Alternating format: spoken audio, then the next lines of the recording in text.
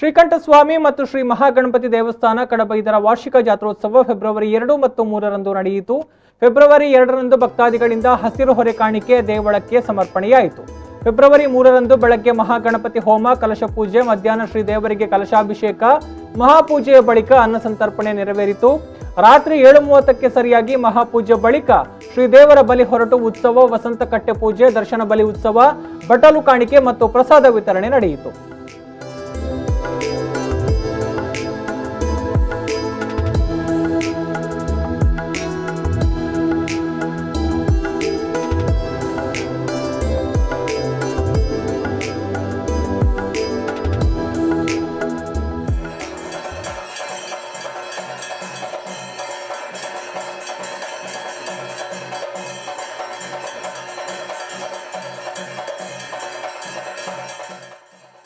ಈ ಸಂದರ್ಭದಲ್ಲಿ ಆಡಳಿತಾಧಿಕಾರಿಯಾದ ಅವಿನ್ ರಂಗತಮಲೆ, ಆಡಳಿತ ಮಂಡಳಿಯ ಸದಸ್ಯರು ಹಾಗೂ ಭಕ್ತಾಭಿಮಾನಿಗಳು ಉಪಸ್ಥಿತರಿದ್ದರು.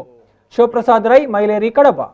ಶ್ರೀಕಂಠಸ್ವಾಮಿ ಮತ್ತು ಮಹಾಗಣಪತಿ ದೇವಸ್ಥಾನದಲ್ಲಿ ಪ್ರತಿಷ್ಠಾ ಮಹೋತ್ಸವವನ್ನು ಈ ದಿನ ನಾವು ಬೆಳಗ್ಗೆ 9 ಗಂಟೆಯಿಂದಲೇ ಕೆಮ್ಮಿಂಜೆ ಬ್ರಹ್ಮಶ್ರೀ ನಾಗೇಶ ತಂತ್ರಿಯವರ ನೇತೃತ್ವದಲ್ಲಿ ಬೆಳಗಿನಿಂದಲೇ ಆರಂಭದಲ್ಲಿ ದೇವತಾ ಪ್ರಾರ್ಥನೆ ಮತ್ತು ಮಹಾಗಣಪತಿ ಹೋಮ, ನಂತರ ಕಲಶಾಭಿಷೇಕ, ನಂತರ ಉಪದೈವ ನಾಗತಂಬಿಲ ಹಾಗೆ ಉಪದೈವಗಳಿಗೆ ತಂಬಿಲುಗಳನ್ನು ಮಾಡಿ ಮಧ್ಯಾಹ್ನ ಸಮಯಕ್ಕೆ ಮಹಾಪೂಜೆ, ಅನ್ನ ಸಂತರ್ಪಣೆ ಆಗಿದೆ ಎಂದು ಈ ದಿವಸಕ್ಕೆ.